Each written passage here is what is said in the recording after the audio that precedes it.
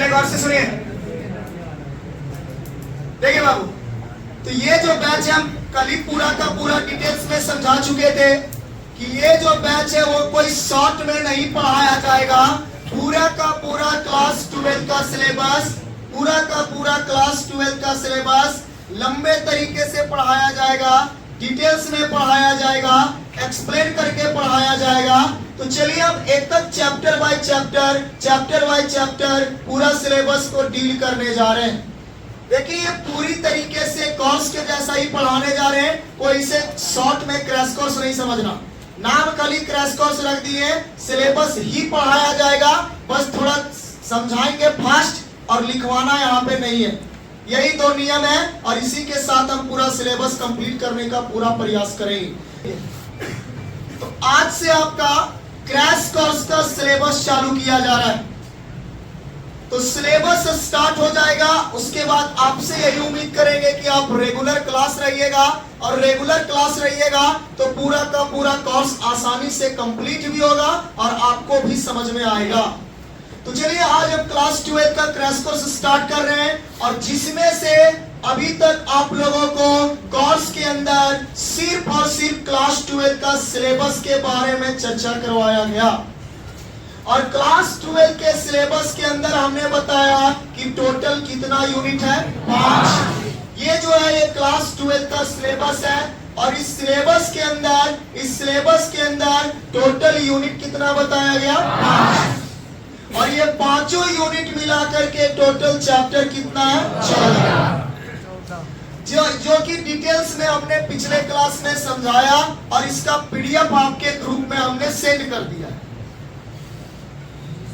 अब जो बच्चे ग्रुप में नहीं जुड़े होंगे, अभी आप 12 का ग्रुप की बात कर रहे हैं, जो भी ग्रुप में नहीं जुड़े अभी ऑफिस में छुट्टी में रुक करके ग्रुप में जुड़ जाइएगा, क्योंकि हम समझा देते हैं कि जो भी पढ़ाया जाएगा क्रैश कोर्स में वो क्लास में लिखवाना संभव नहीं है। अगर क्लास में लिखवाएंगे तो सिलेबस कंप्लीट नहीं हो पाएगा।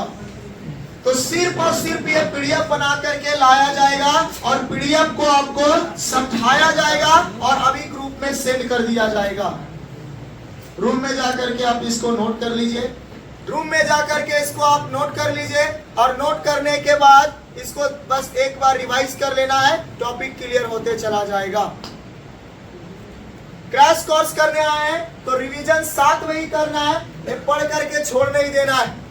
जो भी आज पढ़ाया गया शाम में जाइए पढ़ लीजिए, क्लियर कर दीजिए, कल वाला कल पढ़ लीजिए, क्लियर कर दीजिए। तो चलिए समय बर्बाद ना करते हुए स्टार्ट करते हैं सिलेबस को। देखिए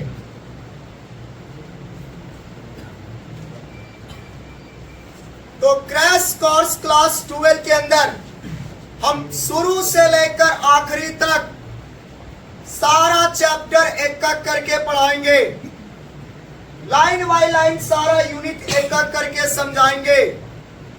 तो आज हम लोग स्टार्ट करने जा रहे हैं क्लास 12 के अंदर यूनिट नंबर क्या बाबू, यूनिट नंबर 1। और इस यूनिट नंबर 1 का नाम क्या है, ऑब्जेक्ट ओरिएंटेड प्रोग्रामिंग इन सी++। ये यूनिट नंबर 1 का नाम है, और यूनिट नंबर 1 से कितना नंबर का सवाल आता है, 30 मार्क्स का सवाल आपका पूछा जाएगा यूनिट नंबर किससे, 1 से।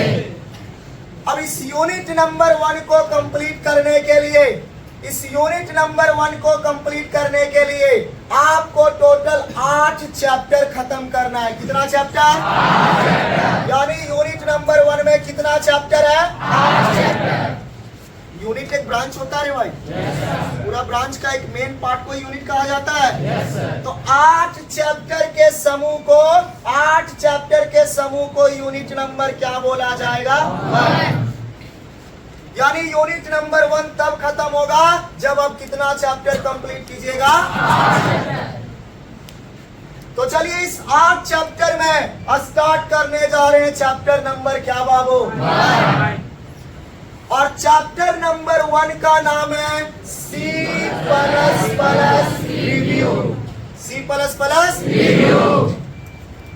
अब ये जो चैप्टर नंबर 1 है, ये कोई 12th का नया चैप्टर नहीं है, ये पूरा का पूरा क्लास किसका है बाबू? 11th के अंदर आप लोग अगर कहीं क्लास किए होंगे तो एक भाषा सिखाया गया होगा जिसका नाम क्या है? 11th के अंदर एक भाषा सिखाया गया था जिसका नाम क्या है? तो ये टॉपिक 11th में पढ़ाया गया था और उसी टॉपिक को यहाँ दोबारा आपको रिवाइज करवाया जा रहा है, उसी टॉपिक को दोबारा पढ़ाया जा रहा है और इसीलिए इसका चैप्टर का नाम भी क्या रखा गया है? लेकिन मैं आपको बता दूं कि ये जो चैप्टर है ये कोई 12th का नया चैप्टर नहीं है, ये पूरा का पूरा 11th का जितना मेन टॉपिक है, 11th का जो मेन टॉपिक है वो सारा मेन टॉपिक छाट करके डाल दिया गया है चैप्टर नंबर किसमें बाबू? क्या बोले, समझ में आया? यानी ये 12th का चैप्टर नंबर कोई चैप्टर नंबर 12th का नहीं है बल्कि क्लास किसका है? 11th के सारे टॉपिक को डाला गया है 12th का चैप्टर नंबर। क्या बोले, समझ में आया? तो सबसे पहले स्टार्ट कर रहे हैं यूनिट नंबर क्या बाबू? नाम है ऑब्जेक्ट ओरिएंटेड। इसमें कितना चैप्टर है? इसमें चैप्टर नंबर क्या चालू करेंगे? नाम है C++। इसमें पूरा का पूरा क्लास किसका है? और पूरा का पूरा क्लास 11th के सिलेबस से आपके एग्जाम में 15 से कितना नंबर का सवाल आएगा? 15 से 18 नंबर का सवाल पूरा का पूरा क्लास किससे पूछा जाएगा? सुनिए, किसी कारणवश अगर आपका क्लास बीच में छूट जाता है तो शाम में देखिएगा 8 या 9 बजे आपके ग्रुप में एक वीडियो का लिंक जाएगा, जो आपको क्लास में पढ़ाया जाएगा, वही वीडियो का वो क्या रहेगा? लिंक। आप जाकर के रूम में भी समझ सकते हैं और नहीं तो कल आकर के मेरे पास भी ऑफिस में पूछ सकते हैं। सर हम कल नहीं आ पाए थे, एक बार शॉर्ट में समझा। डिटेल्स में तो 10 मिनट में संभव नहीं है, लेकिन शॉर्ट में समझा देंगे। लेकिन अगर आप क्लास रूम में जाकर के भी पढ़ना चाहते हैं पढ़ सकते हैं। वैसे बच्चे जो गांव घर में हैं, जो क्लास नहीं कर पा रहे हैं, उनको भी ये वीडियो का लिंक भेज दीजिएगा, अपना पढ़ करके कम से कम पास हो जाए। असाइनमेंट PDF जो भी आपको देंगे वो सब उसको भेज दीजिएगा ताकि वो जहाँ है वहीं पे वो उसको पढ़ सके। क्या बोले, समझ में आया? क्या यहाँ तक कॉन्सेप्ट क्लियर है? सबसे पहले सिलेबस कितना यूनिट है? चैप्टर 14 बताया गया। इसमें चैप्टर नंबर क्या स्टार्ट किए हैं? 1 के अंदर पूरा का पूरा 11 पढ़ना है। चैप्टर तो सिलेबस के अंदर सबसे पहले आता है यूनिट नंबर क्या मेरे भाई? यूनिट नंबर 1 का नाम क्या बताया गया? इसमें चैप्टर नंबर 1 का नाम क्या बताया गया? और ये पूरा का पूरा क्लास 11 का टॉपिक है। और 11 के टॉपिक में 11 का टोटल कितना टॉपिक पढ़ाया जाएगा? Topic 1, topic 2, 3, 4, 5, 6, 7, 8, 9, 10। ये 10 टॉपिक जाके खत्म होगा। तब खत्म हुआ चैप्टर नंबर क्या? और तब जाके चालू होगा चैप्टर नंबर 2। मतलब ये सबसे लंबा चैप्टर 12th का सबसे लंबा चैप्टर नंबर क्या है? और सबसे ज्यादा समय भी पढ़ाने में चैप्टर नंबर किसको लगेगा? तो आप लोगों को इसमें समय देना होगा, आप लोगों को इसमें पैसेंस रखना होगा। बहुत सारे बच्चे क्या होते हैं 10 दिन में घबराने लगते हैं, यार 10-15 दिन से चैप्टर नंबर 1 ही चल रहा है। 10-15 दिन नहीं, टोटल 1 महीना 15 दिन चलेगा चैप्टर नंबर क्या? 1 महीना 15 दिन चलेगा चैप्टर नंबर 1। घबराना नहीं है क्योंकि इसमें 10 टॉपिक पढ़ाना है। ये 10 टॉपिक नहीं, ये 10 चैप्टर के बराबर है। तो आप समझ सकते हैं कि 10 चैप्टर खत्म करने में समय लगेगा ना भाई? सिलेबस समझ में आया? सिलेबस टोटल 5 यूनिट में है। कितने यूनिट में है? इसमें सबसे पहला यूनिट नंबर क्या आता है? यूनिट नंबर 1 का नाम है ऑब्जेक्ट ओरिएंटेड प्रोग्रामिंग, जो कि कितना मार्क्स बताया गया? जिसमें सबसे पहले चैप्टर नंबर क्या आता है? Chapter number 1। और ये जो चैप्टर नंबर 1 है, ये पूरा का पूरा क्लास 11 का सिलेबस बताया गया। और 11 का सिलेबस का टोटल कितना टॉपिक पढ़ेंगे? 10। और ये 10 का 10 टॉपिक जो पढ़ाया जाएगा वो क्लास किसका रहेगा? 11। मतलब ये जो आपको टॉपिक 1, टॉपिक 2, टॉपिक 3 ये सब जो नजर आ रहा है, ये 12 का सिलेबस नहीं, ये सब बेसिक किसका है? 11। क्लियर है मेरे भाई? अब जाकर के ये 10 टॉपिक आप कंप्लीट कीजिएगा, तब जाकर के कंप्लीट होगा चैप्टर नंबर का 1। और तब जाकर के मार्क्स कितना आएगा? 15 से 18। जी सर। क्लियर हो गया? आता है? Yes sir. अब यहाँ से उसके बाद चालू करेंगे चैप्टर 2, 3, 4, 5, 6, 7, 8। और जब 8 कंप्लीट कीजिएगा तब जाकर के कंप्लीट होगा यूनिट नंबर क्या? 1। काफी समय लगेगा। बस एक ही बात, पैसेंस रखना है, घबराना नहीं। सिलेबस नहीं खत्म करेंगे वो जिम्मेवारी हमारा है। कैसे खत्म होगा वो भी जिम्मेवारी हमारा है। आपको बस जो दिया जा रहा है टास्क, उसको जाकर के नोट कीजिए और एक बार रूम में पढ़िए और दोबारा वापस। चलिए बस स्टार्ट कर सकते हैं? Yes sir. कल से ये नहीं पूछना सिलेबस क्या है, कैसे है, ये 10 कौन सी पढ़ा रहे हैं अभी तक। जैसे होता है ना चैप्टर नंबर 1 लंबा चलता बोल रहा है, कौन सी चलो एक पूछता है टॉपिक नंबर 3, अरे चैप्टर 3 पहुंच गया अभी तक। मैंने बोलता है टॉपिक 3 तक लोग क्या जानता है? तो टॉपिक और चैप्टर में अंतर समझ में आया? Yes sir. जब तक टॉपिक बोलते रहेंगे समझना चैप्टर नंबर क्या चल रहा है। 1। और जहाँ फिर चैप्टर आ गया मतलब चैप्टर नंबर 1 क्या हो गया? समझ में आया?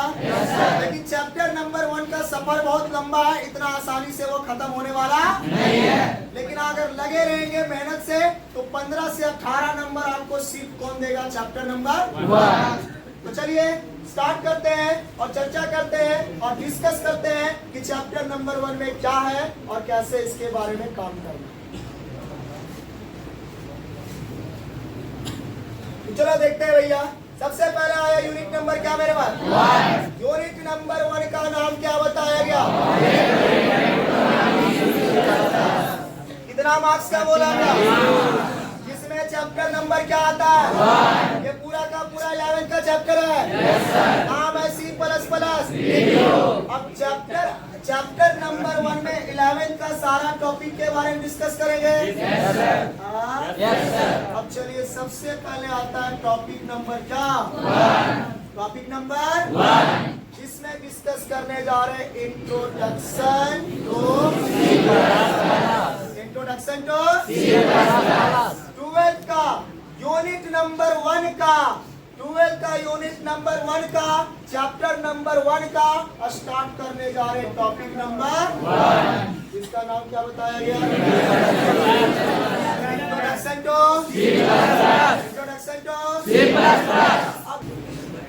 सबसे पहले यहाँ पे एक शब्द आता है बाबू जिसका नाम क्या है मेरे पास? एक शब्द आता है जिसका नाम क्या है? C++ है। बहुत सारे बच्चे यहाँ पे C++ के बारे में जान रहे होंगे और जो नहीं जान रहे होंगे, चलिए हम यहाँ पे C++ के बारे में पहले डिस्कस कर लेंगे कि ये क्या है, तब इसको पढ़ने में अच्छा लगेगा। क्योंकि अगर डायरेक्ट हम पढ़ाते हैं C++, आधा बच्चा सोचता है कि कौन सा फल का नाम है, आधा तो बुझाने लगता है ये सब्जी का पार्ट होगा लगता है, देश का नाम है। तो पहले इसके बारे में समझ लीजिए कि ये है क्या। चैप्टर अलग चीज है आपका। चैप्टर नंबर 1 से लेकर चैप्टर नंबर 10 तक, चैप्टर नंबर 1 से लेकर चैप्टर नंबर 10 तक आपको डिस्कस करवाया जाएगा किसके बारे में? किसके बारे में? 11 इसमें चैप्टर 1 to 10 अगर C++ पढ़ना है तो इसके बारे में पहले जानना बहुत ही जरूरी है। ये होता क्या है, ये काम क्या करता है और इसको हम क्यों पढ़ने जा रहे हैं, बस इतना समझ लीजिए। बाकी हम लाइन बाय लाइन इसके बारे में समझेंगे। तो सबसे पहले गौर से समझिए, एक यहाँ पे आता है C++। क्या नाम है मेरे भाई? C++। देखो बाबू, आज के दौर में हम लोग तरह तरह के मोबाइल में एप्स यूज कर रहे हैं, कर रहे हैं ना जी? आज के दौर दौर में मोबाइल में कई तरह का ऐप्स यूज कर रहे हैं, कंप्यूटर में कई तरह का ऐप्स यूज किया जा रहा है, अनेक तरह का डिजिटल मशीन। और आज के दौर में जितने भी डिजिटल मशीन यूज हो रहे हैं वो सारे के सारे काम किससे करते हैं? ऐप्स पूछते हैं ना भैया। हमारा मोबाइल देखते हैं उसमें काम करता है, एंड्रॉइड काम करता है। बिना एंड्रॉइड का आपके पास जो मोबाइल है उसमें काम ऑपरेटिंग सिस्टम जो यूज होता है वो क्या है? एंड्रॉइड। अगर किसी के पास एप्पल फोन होगा तो उसके पास iOS है ना जी? पूछता है सब की नहीं? आज के दौर में अगर कोई मोबाइल में हम लोग यूज करते हैं या काम करते हैं तो मोबाइल में काम करने के लिए, मोबाइल को यूज करने के लिए क्या जरूरत पड़ता है? कंप्यूटर भी यूज कर रहे हैं तो उसमें भी काम करने के लिए क्या जरूरत पड़ता है? कोई अलग प्रकार का डिजिटल मशीन यूज कर रहे हैं तो उसको भी चलाने के लिए क्या जरूरत पड़ता है? भाई आज के दौर में बनने वाले हर एक मशीन, आज के दौर में यूज होने वाले हर एक डिजिटल मशीन में काम करने के लिए, उसको यूज करने के लिए उसके अंदर क्या इंस्टॉल होना चाहिए? अगर उसके अंदर ऐप्स नहीं है तो वो मशीन कुछ भी काम करने वाला नहीं है। अभी ये मोबाइल है, ये मोबाइल चालू भी तब होगा जब इसमें ऐप्स रहेगा, बिना ऐप्स का ये मोबाइल चालू भी होने वाला नहीं है। क्योंकि ये मोबाइल चालू जो होता है वो एंड्रॉइड से होता है, और एंड्रॉइड भी एक प्रकार का क्या है बाबू? ऐप्स। अब एंड्रॉइड से ये मोबाइल चालू होगा, काम करना है तो काम करने के लिए कॉल लॉग है, मैसेज है, व्हाट्सएप है, फेसबुक है, इंस्टा है, ट्विटर है, ये सारे के सारे क्या है? ऐप्स है। मतलब मोबाइल चालू होने से लेकर, काम करने से लेकर, बंद होने तक ये पूरा का पूरा मोबाइल डिपेंड किस पे है मेरे भाई? सेम कंडीशन कंप्यूटर पे। अभी यही डिजिटल पैनल हम यूज कर रहे हैं, इसमें भी चालू भी कर रहे हैं तो इसमें भी एंड्रॉइड है, इसमें भी क्या भैया? एंड्रॉइड है। अभी इतना सारा जो भी हम काम कर रहे हैं, अभी हम लिखने का यूज कर रहे हैं तो लिखने का यूज करने के लिए देखिए व्हाइट बोर्ड का यूज कर रहे हैं, ये भी एक प्रकार का ऐप्स है। क्या बोले, समझ में आया? ऑनलाइन काम करना है, ब्राउजर है, ये भी एक प्रकार का ऐप्स है। स्क्रीन शेयर ऐप्स है, फाइंडर ऐप्स है। यहाँ पे और देखिए कई तरह के जितना भी हमको काम करना है, ब्राउजर हो, क्लाउड हो, फाइंडर हो, स्क्रीन शेयर हो, वेलकम हो, जितने भी यहाँ पे आपको नजर आ रहे हैं ये सारे के सारे क्या है? समझ में आया? और हमको इसमें जितना भी काम करना है, जितना भी मैनेजमेंट करना है, वो सारा का सारा मैनेजमेंट हमारा किससे होगा? तो आज के दौर में जितने भी डिजिटल मशीन है वो सारे के सारे डिजिटल मशीन को चालू करने के लिए, काम करने के लिए और बंद करने के लिए हमें उसमें क्या जरूरत पड़ता है?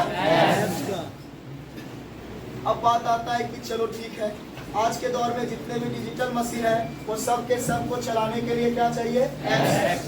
अब प्रॉब्लम ये है कि ऐप्स आता कहां से? ये ऐप्स आता कहां से? ये ऐप्स बनता कैसे?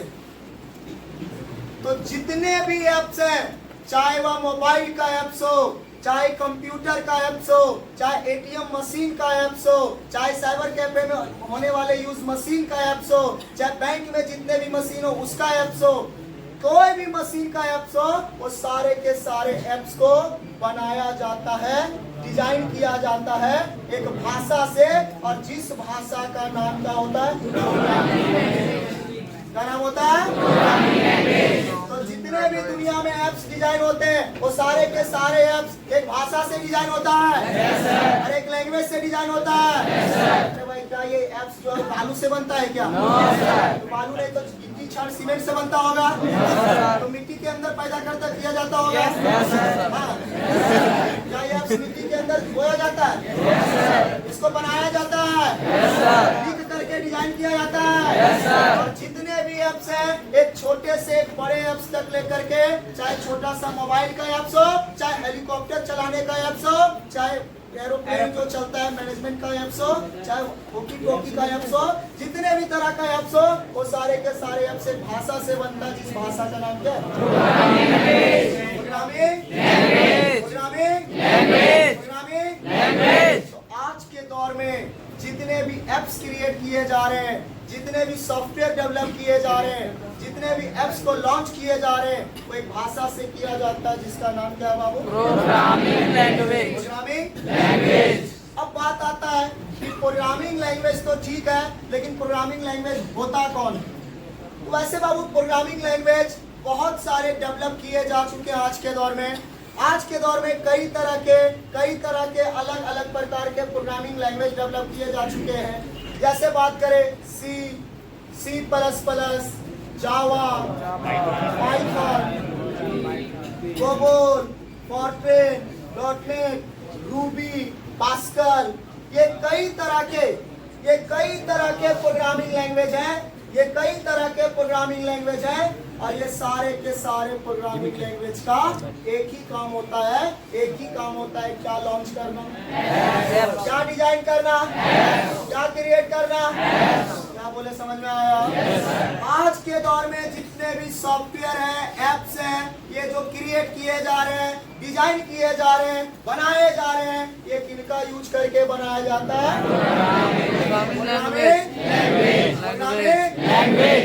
प्रोग्रामिंग लैंग्वेज को एक ही होता है क्या? बहुत सारे प्रोग्रामिंग लैंग्वेज हैं। इन सभी प्रोग्रामिंग लैंग्वेज का बस एक ही काम होता है, एप्स को डिजाइन करना, सॉफ्टवेयर को डिजाइन करना, सॉफ्टवेयर को क्रिएट करना। तो सी भी एक प्रकार का क्या है मेरे भाई? Programming language. इसका भी काम होता है सॉफ्टवेयर को डिजाइन करना, क्रिएट करना। सी प्लस प्लस भी एक प्रकार का क्या है? ये भी सॉफ्टवेयर को डिजाइन या क्रिएट करेगा। जावा भी क्या है? पाइथन भी क्या है? पास्कल, बेसिक, ये सब भी क्या है? ये सारे के सारे प्रोग्रामिंग लैंग्वेज हैं और ये सभी का काम होता है एप्स को क्रिएट करना, सॉफ्टवेयर को क्रिएट करना, एप्स को डिजाइन करना, सॉफ्टवेयर को डिजाइन करना। क्या बोले, समझ में आया? एक माइंडसेट क्लियर कर लीजिए, हम आपको क्या पढ़ाने जा रहे हैं? जो कि एक प्रकार का क्या है? Programming language. और इससे क्या क्रिएट हो सकता है? क्या क्रिएट हो सकता है? सी प्लस प्लस है, क्या समझ में आया? सी प्लस प्लस एक प्रोग्रामिंग लैंग्वेज है। मतलब एप्स क्रिएट करने वाला भाषा है। जितने भी भाषा एप्स को, वेबसाइट को, आज देखते हैं ऑनलाइन वेबसाइट पे कई तरह का साइट मिलेगा, अरे मिलेगा ना भाई? सारा का सारा साइट आप इस तरह के लैंग्वेज से, कोडिंग से डिजाइन कर सकते। क्या बोले, क्लियर है? तो हम लोग यहाँ पे चर्चा इतना सारा लैंग्वेज के बारे में नहीं करेंगे। अगर आप 12th के बाद कंप्यूटर की लाइन से आगे बढ़ते हैं तो आगे क्या पढ़ाया जाएगा? सी। उसी में कोई सेमेस्टर में क्या मिलेगा? इसी में क्या मिलेगा? ये अलग अलग चीज आपको 12th के बाद समझाया जाएगा। अगर कंप्यूटर लाइन से आगे बढ़ते हैं तो यहाँ पे आपको सिर्फ एक लैंग्वेज सिखाया जाएगा जिसका नाम क्या है? तो सी प्लस प्लस बताया गया कौन सा लैंग्वेज है? और जितने भी प्रोग्रामिंग लैंग्वेज है सबका प्रयोग एप्स क्रिएट करने में होता है, एप्स को डिजाइन करने में होता है, साइट वगैरह डिजाइन करने में होता है, गेमिंग वगैरह डिजाइन करने में होता है। ये सी प्लस प्लस भी एक प्रकार का कौन सा लैंग्वेज? इससे भी क्या बनेगा? क्या बनेगा? अब यहाँ पे बात एक चीज क्लियर हो गया कि सी प्लस प्लस एक प्रोग्रामिंग लैंग्वेज है और इससे क्या बनेगा? क्या क्रिएट होगा? अब आप लोग ये मत सोच लीजिएगा कि आप मास्टर वाला को एप्स बनावे सीखे तो की नहीं बाबू। प्रोग्रामिंग लैंग्वेज यानी सी प्लस प्लस से एप्स बनता है तो पहले तुमको आना क्या चाहिए? आज से हम आपको एक भाषा सिखाने जा रहे हैं, एक लैंग्वेज नहीं कहेंगे, एक क्या सिखाने जा रहे हैं? और जिसका आगे चल करके आप सॉफ्टवेयर बनाने में या एप्स बनाने में इसके कोडिंग को प्रयोग कर सकते हैं या इसके कॉन्सेप्ट को प्रयोग कर सकते हैं। क्या बोले, समझ में आया? पहले तो आपको C++ जानना होगा। अब इसको जब सीख जाइएगा तो जब आप कोई प्रोजेक्ट बना रहे हैं, जब आप कोई गेम डिजाइन कर रहे हैं, जब कोई आप एप्स डिजाइन कर रहे हैं, तो उस समय अगर आपको C++ आता है तो इसका कोडिंग का वहां प्रयोग करके एप्स को बेहतर बना सकते हैं, सॉफ्टवेयर को बेहतर बना सकते हैं, सॉफ्टवेयर को अच्छे से डिजाइन कर सकते हैं। लेकिन उसके लिए आपको क्या आना चाहिए? तो अभी एप्स की दुनिया तो आप छोड़िए, पहले आप क्या सीख लो भैया, हिंदी सीखने से पहले क कमियां क ख ये सब जान लीजिए, तब सपना देखिए कि हम हिंदी पढ़ेंगे, हिंदी बोलेंगे। नहीं कोई बोलता है कि आप 3 महीने के अंदर इंग्लिश फटाफट बोलिएगा, सुनने में कितना अच्छा लगता है, क्या लगता है? 3 महीना के मैं अंदर में आपको इंग्लिश बोलना सिखा दूंगा। लेकिन जब रुकाता है ग्रामर, इज एम आर याद रहता है तो वाज और हैज भुला जाते हैं, क्या समझ में? और टेंस से बुलाता है तो भर भुला जाते हैं, भर भुला जाते हैं। अब वहाँ पे आदमी फिर बोलता है कैसे बढ़िया हिंदी है, ठीक नहीं बोलता नहीं यार,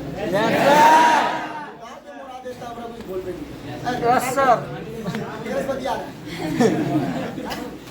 कौन इतना अर्जेंट तो फरियम कर तो कह दीजिए कि मेरा क्रैश कोर्स चालू हो गया।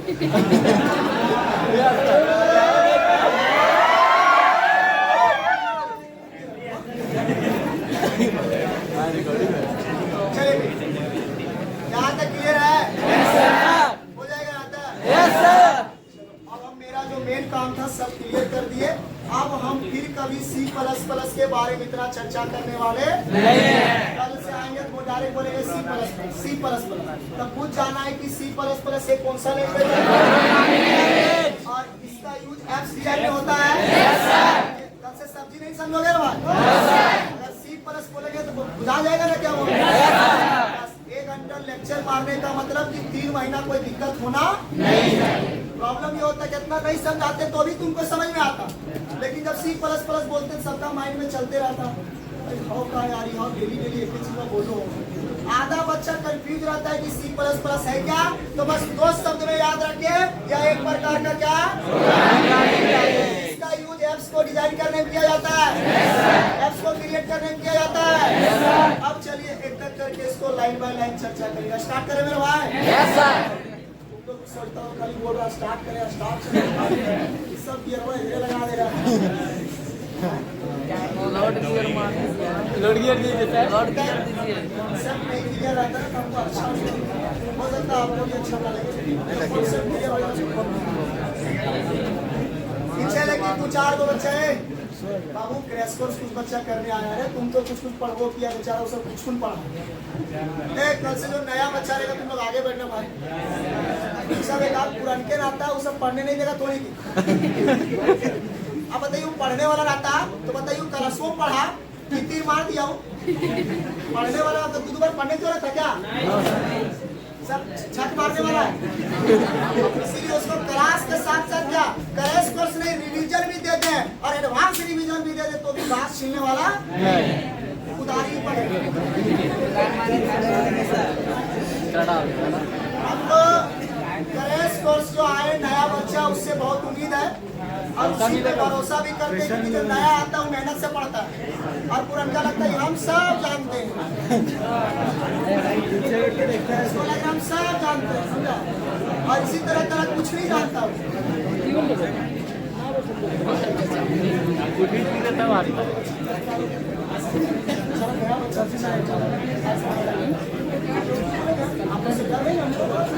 पीछे बताइए सर, लड़की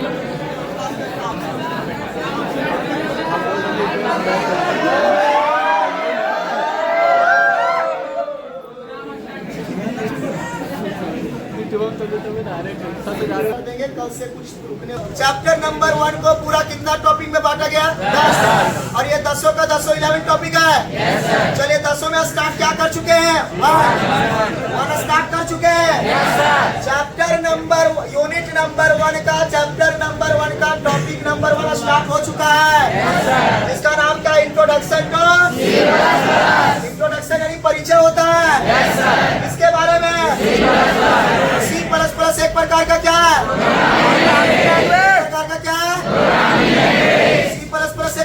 लैंग्वेज है जिससे एप्स या एप्स वगैरह क्रिएट होता है, सॉफ्टवेयर वगैरह क्रिएट होता है। बस इंट्रोडक्शन यही था, खाली इसको पूरा डिटेल्स में